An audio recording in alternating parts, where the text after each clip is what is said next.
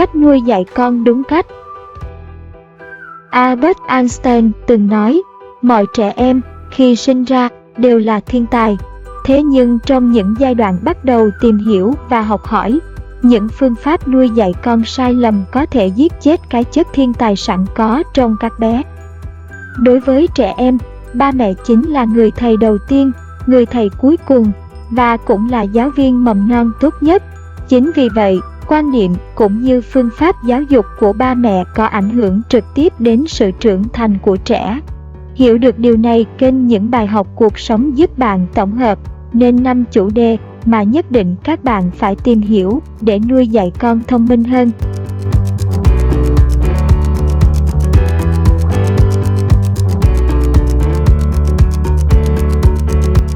Chủ đề 1. Cho con ăn đúng cách. 1. Sai lầm nên tránh khi cho con ăn dặm. Cho trẻ ăn dặm là giai đoạn làm quen với thực đơn mới lạ của bé ngoài sữa mẹ. Một giai đoạn thú vị nhưng đầy khó khăn cho cả trẻ và người mẹ. Khi bắt đầu cho trẻ tiếp xúc với đồ ăn dặm, các mẹ đã phải dày công nghiên cứu và học hỏi từ các bà mẹ khác hay thậm chí là hỏi ý kiến chuyên gia. Những lời khuyên vàng của mọi người thường luôn là cứu cánh cho các bà mẹ nuôi con nhỏ, đặc biệt là chị em lần đầu làm mẹ. 2. Tuyệt chiêu giúp trẻ hay ăn chóng lớn. Bạn hãy xem tình trạng biếng ăn của con mình có liên quan đến việc ăn vặt của bé hay không. Vài cái kẹo, một gói bánh snack, một củ khoai, tưởng như không là gì, nhưng lại ảnh hưởng rất nhiều đến sự ngon miệng của trẻ. Với bé ở độ tuổi đến trường, bạn có thể thảo luận với thầy cô để chọn những loại thực phẩm giàu dinh dưỡng, dễ tiêu, nhiều chất xơ, nhiều rau xanh. Nếu có điều kiện, nên cho trẻ ăn những món ăn yêu thích, chúng thấy ngon miệng hơn. 3. Những thực phẩm 90% ba mẹ cho ăn sai cách. Ngày nay, do kinh tế phát triển, đời sống được cải thiện, nên ngoài các thực phẩm phổ biến như cháo, thịt, cá, hầu hết các mẹ đều có thói quen bổ sung thêm cho con những loại thực phẩm dinh dưỡng khác. Tuy nhiên, để nuôi dạy con đúng cách, cho con ăn thế nào, liều lượng ra sao để bé có thể hấp thụ được tốt nhất thì không phải ba mẹ nào cũng biết.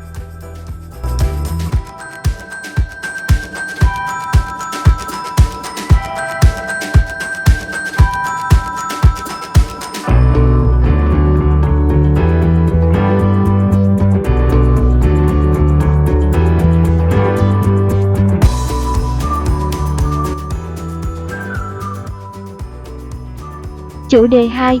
Nuôi dạy con tự bảo vệ. 1. Lỗi hồn nhiên của ba mẹ ẩn chứa hiểm họa gây hại cho con.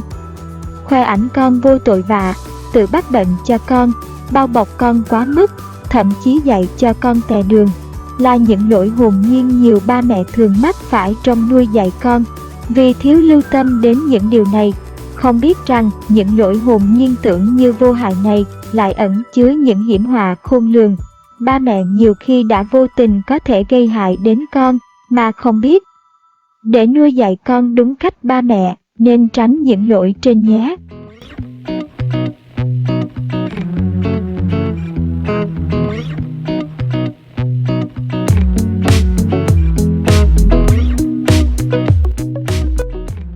Hai. Cách dạy sai, ba mẹ khiến con ngày càng nhút nhát. Nhiều bé học hành rất thông minh, khi ở nhà cùng ba mẹ thì nói năng trôi chảy và tiếp thu rất nhanh, thậm chí còn hay vặn vẹo bố mẹ. Nhưng khi ra ngoài hoặc có khách tới chơi nhà thì trở nên rụt rè, hay sợ, không hòa nhập cùng người khác được. Cũng có trường hợp trẻ muốn chủ động làm một điều gì đó, nhưng thay vì tập trung vào những điểm tích cực đã làm được, thì bé lại nhận được những lời bình luận không hài lòng. Ví dụ như muốn tự rót nước mời mẹ, nhưng cháu chưa đủ khéo để rót nước vào cốc mà không đổ ra ngoài. Nếu cha mẹ tâm lý thì sẽ khen con là con tôi đã lớn rồi, con đã biết rót nước mời mẹ rồi. Lần sau con đỡ tay phía dưới bình nước thì sẽ rót được khéo hơn, không bị tràn ra ngoài con nhé. Nhưng có thể nhiều cha mẹ ngăn cản ngay bằng những câu như thôi để đấy, lại đổ tràn ra ngoài, rồi thấy chưa. Những lời nói không hài lòng như vậy một mặt làm trẻ không biết phải làm thế nào cho đúng, mặt khác làm cho trẻ học được cách để tránh bị phê bình là không làm gì cả, không tham gia gì cả. 3. Điều quan trọng nhất cha mẹ cần dạy cho con biết. Để dạy con đúng cách, cha mẹ nên dạy con rằng gia đình giữ một vị trí đặc biệt trong cuộc sống của mỗi người và không bao giờ được xao lãng cho dù con đã đạt đến đỉnh cao của thành công. Cách tốt nhất cha mẹ nên là tấm gương để dạy con về tình yêu gia đình.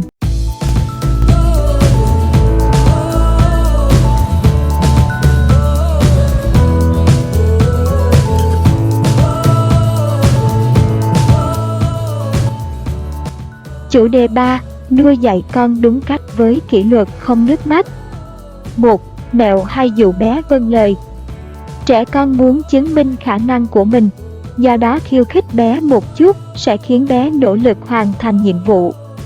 Ví dụ mẹ có thể nói mẹ không chắc là con biết tự đi giày, cho mẹ xem con làm thế nào sẽ nhận được phản ứng tích cực hơn là con biết tự đi, thì sao không đi lấy đi. Hoặc con giúp mẹ chỉ cho em cách đi giày với.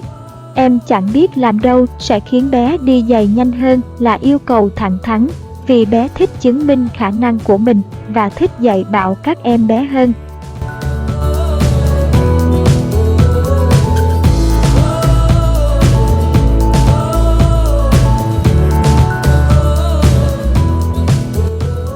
Hai, học mẹ Pháp để có những đứa trẻ dễ nuôi. Ông bà hay những bà mẹ Việt đang mắc một thói quen rất xấu khi cho trẻ ăn, đó là sử dụng hình thức ăn rong. Cứ đến mỗi bữa ăn, người lớn lại thay nhau bế trẻ đi quanh khắp xóm làng chỉ với mong muốn là cho con ăn hết bát cơm. Kết quả của hàng giờ bế trẻ đi lại như thế, cứ nghĩ là sẽ giúp cho trẻ thấy vui vẻ và ăn hiệu quả hơn. Tuy nhiên thực tế việc đó lại hình thành một tật xấu cho trẻ trong mỗi giờ ăn sau này. Trong khi mẹ Việt thì phải mất công bế con đi ăn, thì mẹ Pháp lại chỉnh đốn ngay từ nhỏ về cách ăn của con. Mẹ Pháp có cách nuôi dạy con ngoan rất hay. Trẻ con Pháp được dạy ăn uống ngay tại chỗ, không có chuyện bé đi ăn khắp nơi. Thay vì cho con vừa ăn vừa xem tivi hay chơi game, những ông bố, ba mẹ người Pháp bắt con mình ngồi tập trung ở bàn ăn cho đến khi bữa ăn kết thúc sạch sẽ như ý họ.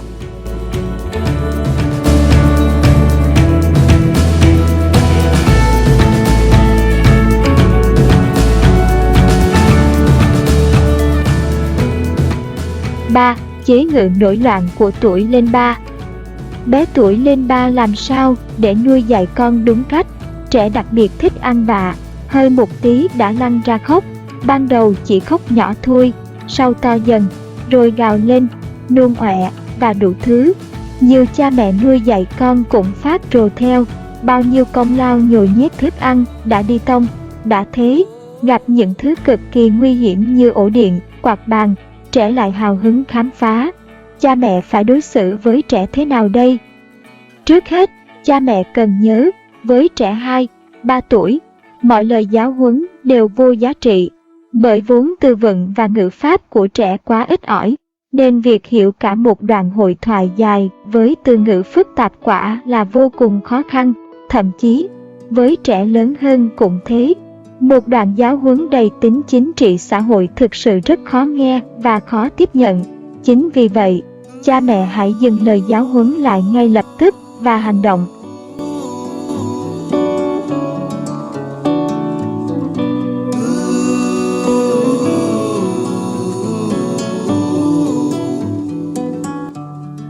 Bốn, kỷ luật con như thế nào cho đúng cách.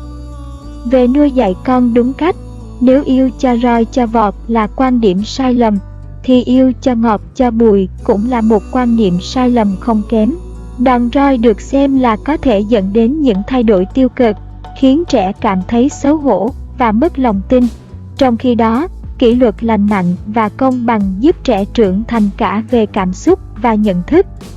Các nguyên tắc để kỷ luật con hiệu quả và đúng cách như: khen ngợi các hành vi tích cực khi có thể, tránh dọa dẫm suông mà không áp dụng hệ quả, kiên trì với các biện pháp kỷ luật, bỏ qua những sai phạm không quá quan trọng, đặt ra giới hạn hợp lý, chấp nhận hành vi phù hợp với lứa tuổi, áp dụng hệ quả tức thì với trẻ nhỏ, cố gắng tỏ ra vô cảm khi áp dụng hệ quả, không la mắng, hò hét con, bày tỏ tình yêu và sự tin tưởng với trẻ sau khi áp dụng hệ quả.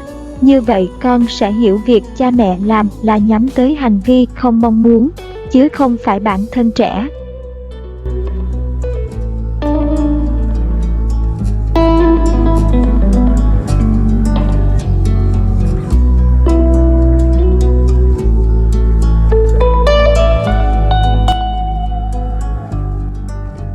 Chủ đề 4.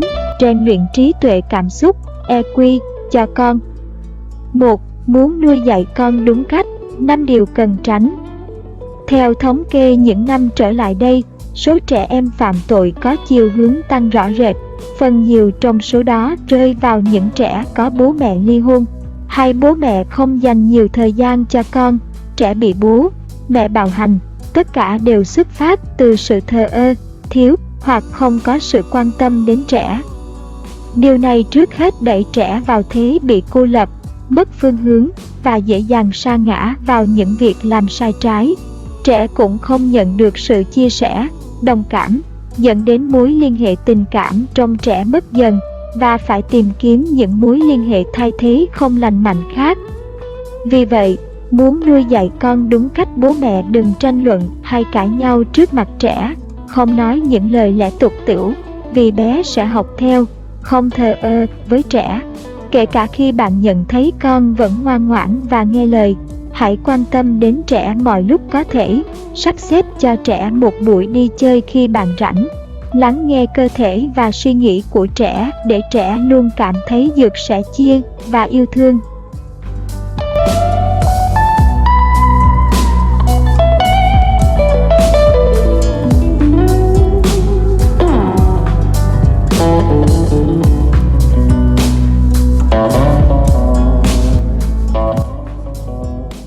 Cách trị tính bướng bỉnh của con trai.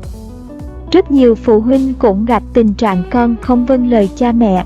Vậy làm sao để nuôi dạy con đúng cách như trường hợp của bạn, mặc dù cháu còn rất nhỏ?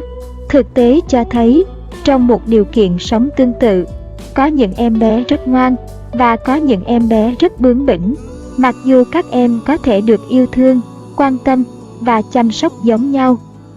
Thông thường, các em bé thể hiện sự bướng bỉnh của mình đơn giản chỉ vì cảm thấy thiếu sự quan tâm của gia đình, nên muốn làm như vậy để thu hút sự chú ý. Vì vậy, để nuôi dạy con đúng cách, bố mẹ cần dành nhiều thời gian, quan tâm đến con hơn.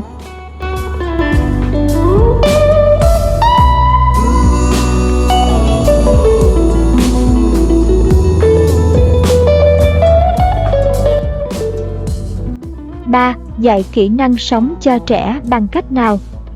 Để nuôi dạy con đúng cách, bố mẹ cần dạy cho các kỹ năng sống. Kỹ năng sống theo cách hiểu rộng nhất thì bao gồm mọi năng lực tâm lý xã hội để cá nhân thực hiện các hành vi thích ứng, tích cực nhằm giải quyết hiệu quả các yêu cầu, thử thách trong cuộc sống hàng ngày. Quan điểm UNICEF. Do đó, phát triển cho trẻ kỹ năng sống không phải là trách nhiệm duy nhất của nhà trường. Thậm chí, với một số kỹ năng sống, nhà trường đưa vào chương trình dạy cho học sinh. Để biến thành kỹ năng thực sự, tức học sinh có thể vận dụng thành thạo trong đời sống hàng ngày, thì đòi hỏi gia đình phải hỗ trợ rất tích cực. Có rất nhiều kỹ năng cần thiết, trẻ cần phải học mà nhiều phụ huynh chúng ta vẫn đang lơ là. Và trẻ cũng cần được dạy kỹ năng đúng cách ngay từ sớm. Nhưng nên dạy kỹ năng sống cho trẻ như thế nào? Thông thường, các em bé thể hiện sự bướng bỉnh của mình đơn giản chỉ vì cảm thấy thiếu sự quan tâm của gia đình, nên muốn làm như vậy để thu hút sự chú ý. Vì vậy, để nuôi dạy con đúng cách, bố mẹ cần dành nhiều thời gian, quan tâm đến con hơn.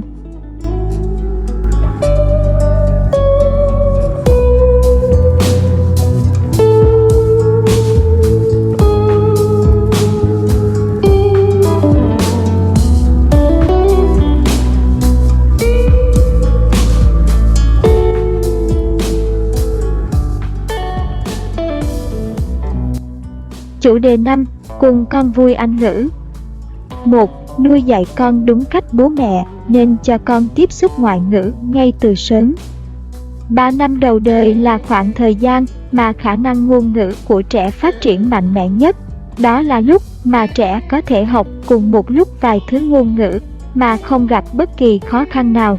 Bộ não của trẻ lúc này như một miếng bút, hút nước rất nhanh, có thể tiếp thu mọi thông tin và lưu trữ lại cho quá trình phát triển sau này. Nếu cho con tiếp xúc với các ngôn ngữ khác ngay từ bé, thì trẻ sẽ hình thành thói quen coi việc sử dụng các ngôn ngữ là như nhau, chứ không có khái niệm thiên lệch tiếng mẹ đẻ và ngoại ngữ. Bên cạnh đó, mỗi đứa trẻ có một tốc độ phát triển khác nhau, vì vậy đừng vội lo lắng khi thấy trẻ khác nói được nhanh hơn con mình. Trẻ có thể chưa nói ra được nhiều, nhưng sự cố gắng của bạn sẽ giúp trẻ hiểu và quen với môi trường song ngữ. Nếu mỗi tối trước khi ngủ, bạn đều nói với con good night, thì dù con chưa thể nói ra, nó cũng hiểu là bạn chúc con ngủ ngon. Hát và đọc sách cho con trước khi ngủ có tác dụng rất lớn. Những lời nói, lời hát của bạn sẽ ở trong tâm trí của trẻ suốt cả đêm. Trẻ sẽ mơ những giấc mơ như đang được trò chuyện vui chơi cùng mẹ.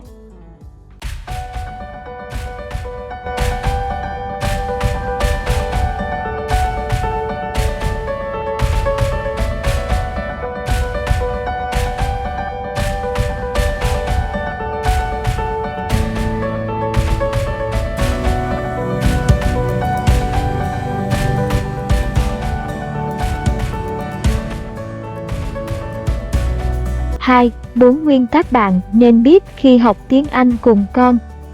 Các phụ huynh thường thắc mắc vì sao con họ không nói tiếng Anh với những người nước ngoài gặp trên phố hay trong quán ăn, và quên mất rằng trẻ em không hề thích nói chuyện với người lạ. Với chúng, người lạ đôi khi rất đáng sợ. Hơn nữa, với trẻ em, những người lạ là người nước ngoài lại càng đáng sợ, vì họ có những đặc điểm ngoại hình khác biệt và nói thứ ngôn ngữ các em không thể hiểu hết hay không quen sử dụng.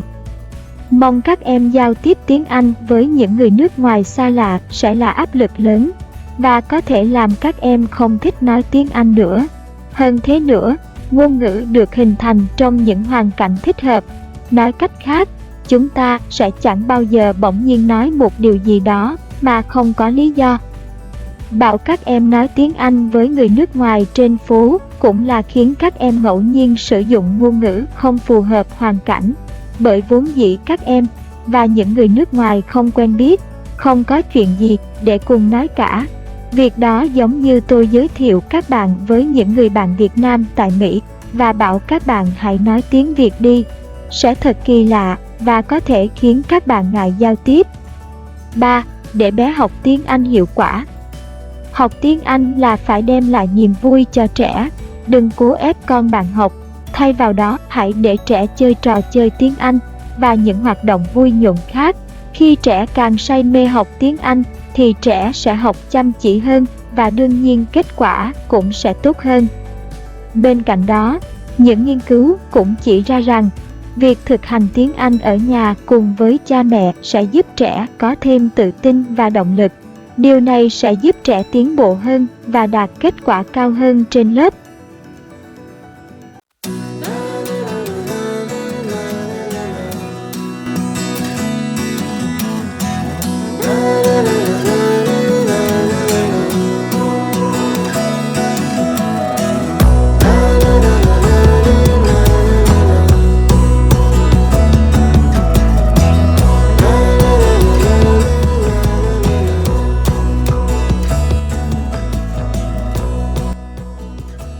Bên trên là cách dạy con phù hợp cho những ba mẹ đang nuôi con từ 0 đến 15 tuổi. Hy vọng đây sẽ là những thông tin bổ ích để các bậc phụ huynh tham khảo và ứng dụng trong hành trình nuôi dạy con đúng cách của mình. Hy vọng rằng bạn sẽ nghe nó mỗi ngày để thấu cảm cuộc sống, hiểu con mình nhiều hơn. Cuối cùng, cảm ơn bạn đã xem hết video này. Nếu thấy hay hãy like, và muốn đóng góp ý kiến đừng ngại hãy ấn vào comment. Còn nếu bạn muốn xem tiếp video hay hơn, ý nghĩa hơn, thì hãy ấn vào đăng ký kênh để khi có video mới được xuất bản bạn sẽ là người đầu tiên được xem nó. Còn bây giờ xin chào tạm biệt và hẹn gặp lại ở những video tiếp theo.